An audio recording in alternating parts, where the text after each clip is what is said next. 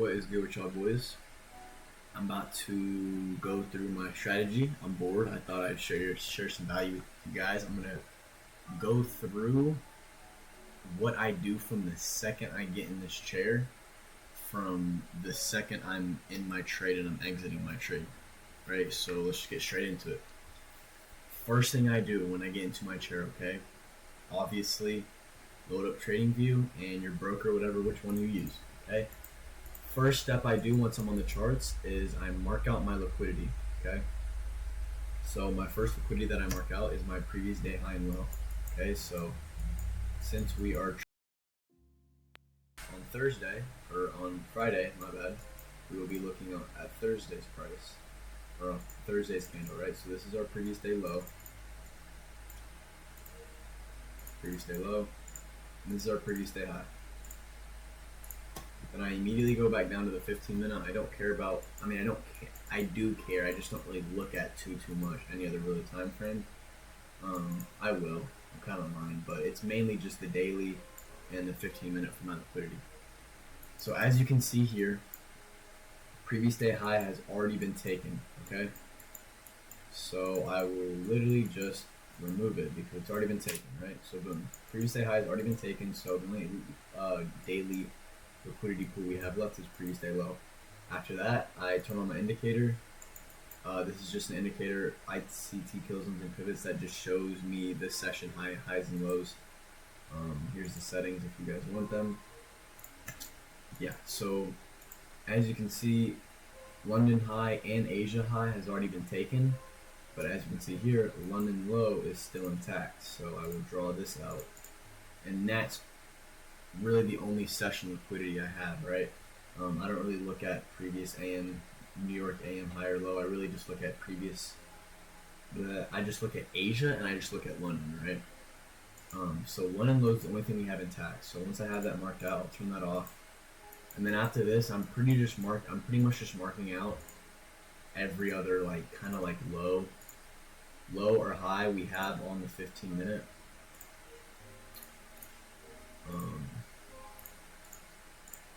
15-minute lower high. We have all of these low resistant draws on liquidity.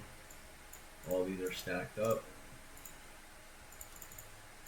And this candle, I'm sure, is about to close. So this will be a 15-minute high. Okay. Buy some liquidity. Okay. So what have we done so far? All we've done is just marked out liquidity, okay? We have our previous day high and low marked out. Previous day high was already taken, so we don't care about it. Then we have our session liquidity marked out. Only one that's still intact is London low. And then after that, it's just any other 15-minute buy side or sell side level, right? And we happen to have these, right? After that, I go down to the 1 minute, and I'm marking out my macro, okay?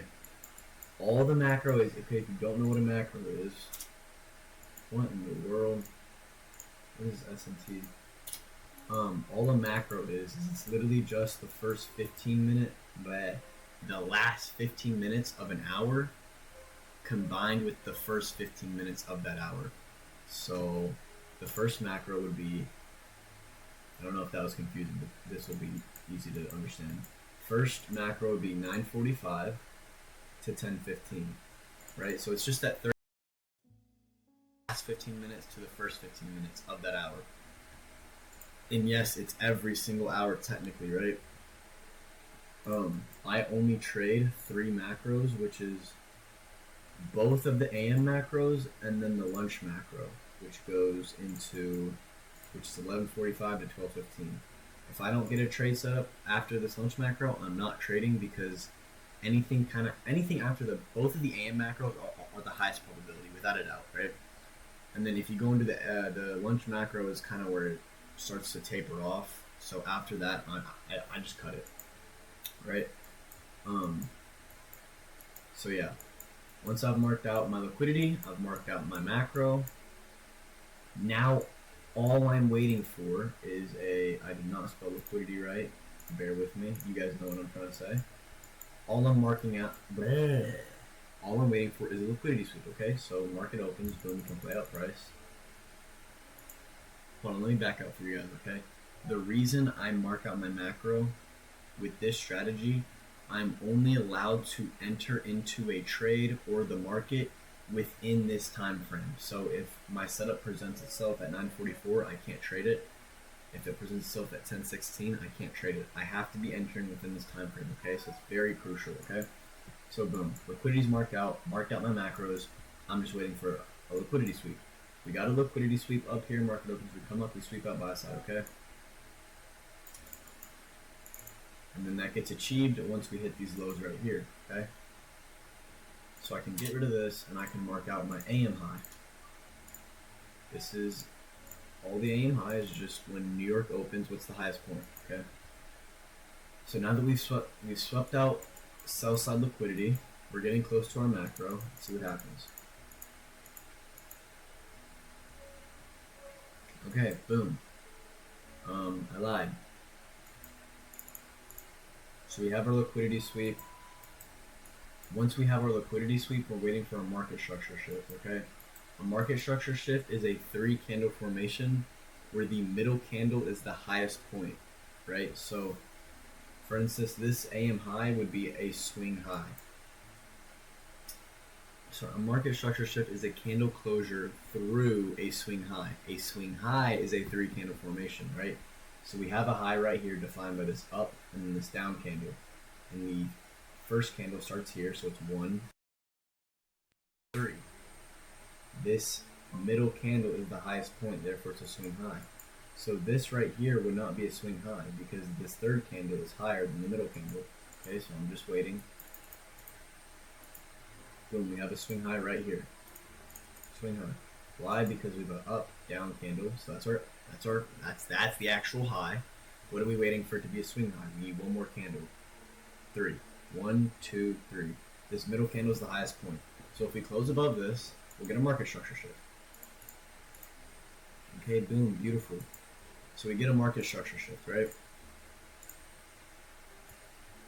Side note, the market structure shift and this next part I'm about to talk about absolutely has to be on ES. If you do not get a market structure shift and a fair value gap around the same time and it looks the exact same on ES, it does not happen on ES. You cannot take the trade. If NASDAQ does this but ES does not, you cannot take the trade. It has to have both, okay?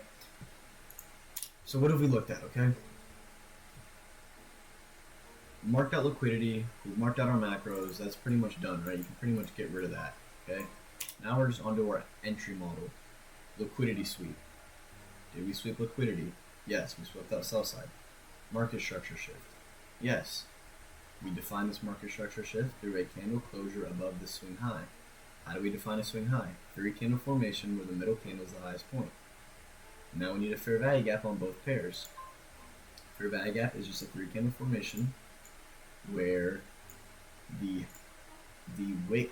high wick of the first candle does not intersect with the low wick of the third candle. I really hope you guys know what a fair value gap is. This isn't some TJR boot camp video. I'm trying to teach you guys a strategy, right? So we have a market structure shift and we have a fair value gap that is also on ES. You guys have to trust me on that. I wish I could do double replay mode to show you guys, but I can't. But I can assure you that's what's happening. Okay. So now all we're waiting for is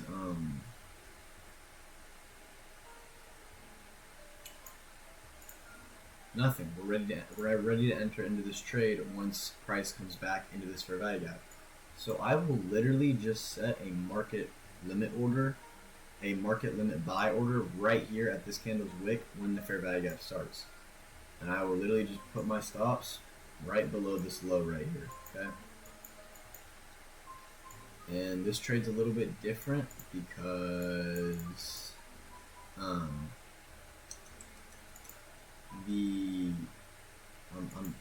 am I saying? We have 10 a.m. news, right? So obviously you have to wait for that. Boom, there's 10 a.m. news, right? Obviously, it's a good idea that you waited for that, okay? So once 10 a.m. news comes out, usually you would just be in the position right when we come back down in here. But since this was occurring literally minutes before red folder news, we had to wait for the news table to come out. So once the news candle closed, okay, Then I set my limit order at the at the start of the fair value gap.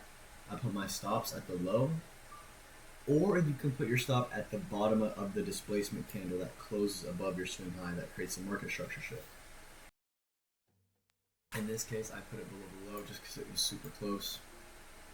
And then, boom, we're still in the trade.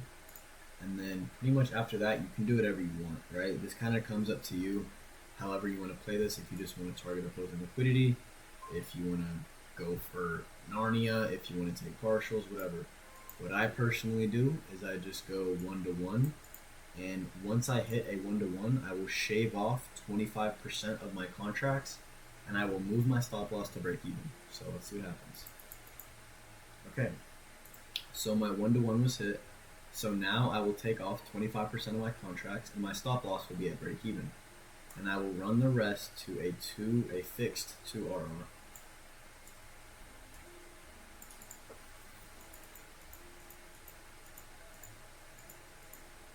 And boom, we get stopped out at break even. Okay, and then the rest runs the TP per usual, right? But that's how easy it is. Literally, that is how easy it is.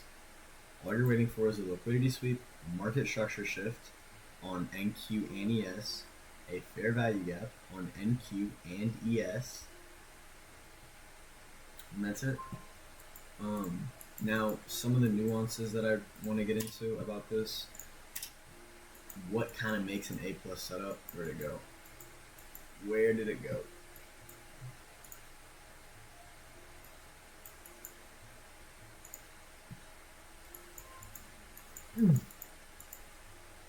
Where's it going, dude? This is so annoying. How does this, bro? Bro, where did it go?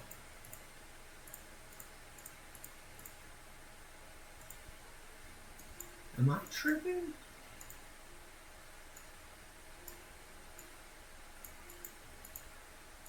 Dear Lord, bro. Okay. What makes an A+ setup? And for me, an A+ setup, all of these little ticks right here, they have to be checked out for me. Okay, it can't just be one of them, right? So, the first one, significant liquidity swept. Significant liquidity is either previous session liquidity, or it's like 4-hour liquidity and up.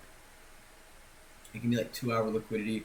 Just not just like in this case we had a 15-minute low swept, so that wasn't really a crazy significant liquidity pool, right? Significant liquidity pools are going to be session liquidity, hour liquidity, 4-hour liquidity, daily liquidity, that kind of thing.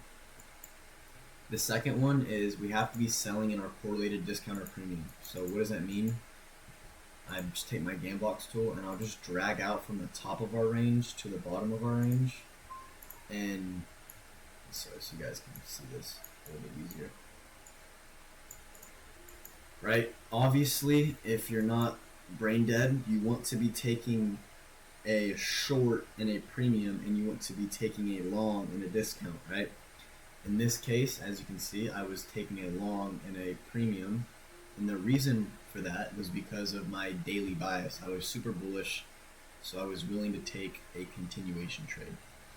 Little side note, this model is best for reversals, and if this was a reversal, it would have happened down here, right? I would have taken my long setup in a discount, right? But as you can see, we already shifted structure, and we were kind of uptrending, and I just kind of got up and on the move because I knew we were bullish on the day, right?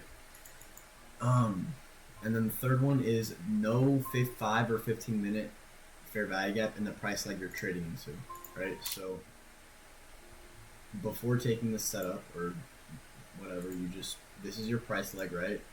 What I just marked out as our discount and premium. Are we going to be trading into a bearish 5-minute or 15-minute gap? So I see this 5-minute gap, but I'm pretty sure I entered the trade after that was invalidated. Let me see. Yeah, so I entered the trade on this 5-minute candle, and yes, we did have this 5-minute fair value gap, but the 5-minute candle previously disrespected it and it inversed it. Therefore, it wasn't working against us, right? It was working for us. So there was no 5-minute gap, and clearly there was no 15-minute gap, right? So if you have a 5-minute or 15-minute gap that you're trading up into, it's very potential that price could just tap up into that and then continue going the opposite way. And then the fourth one is you're trading with your bias, right? So for instance, this day, I was trading with my bias. I did not have a liquidity or a significant liquidity sweep. I was not buying in a correlated discount or premium, or I was not buying in a discount, and those are really the only two I was missing, right? If this setup occurred down here, and if this happened to be London low, would have been an A+ setup easily, right? However, I only had 2 out of the 4 checks, so it was just kind of a normal setup for me, right?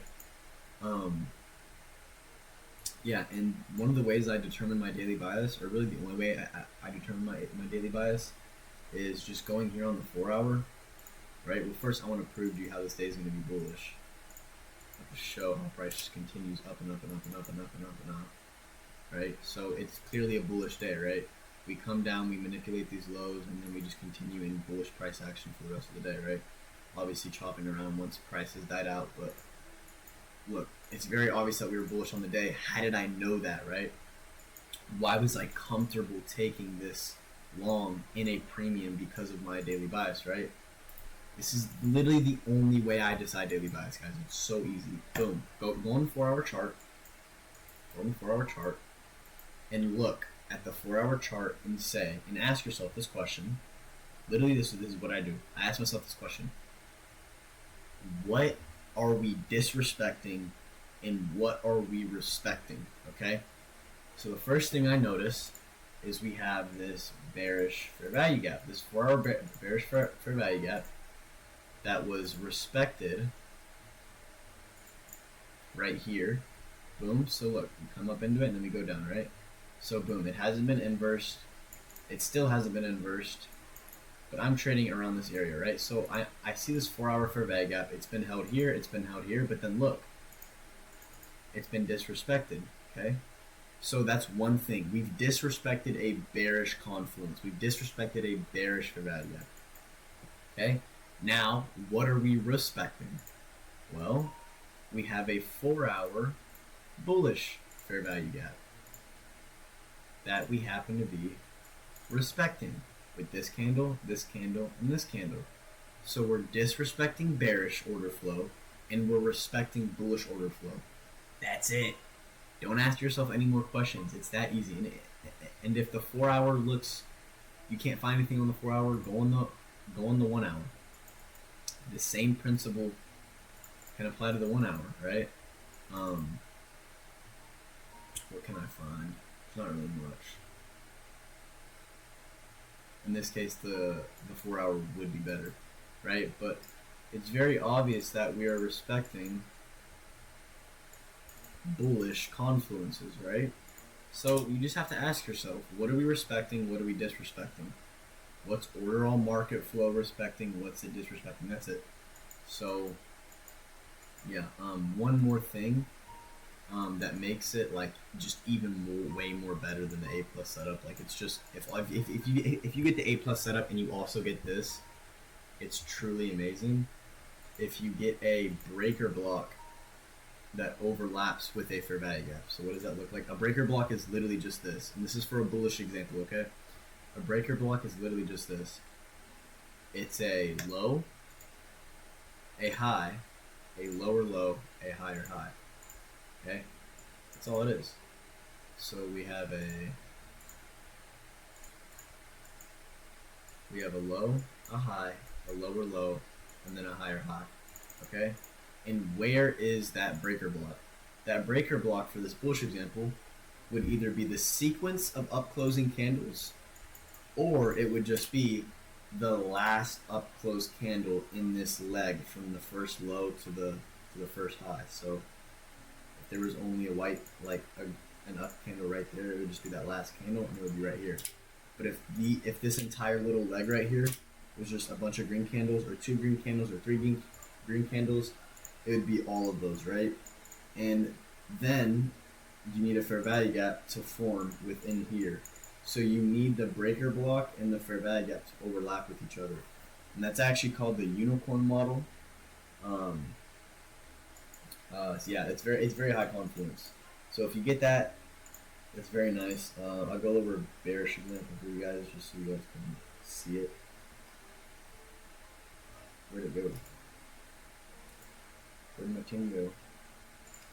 A bearish example would be a high, a low, a higher high, and then a lower low, right? Where's your breaker block? The last down closing candle, or the sequence of down closing candles. Okay, so same principle. If there was all down closing candles, it'd be this whole leg. If it was just one down closing candle, it'd be the last one in that leg. And again, you would need a bearish fair value gap to overlap with it, so you could take this setup.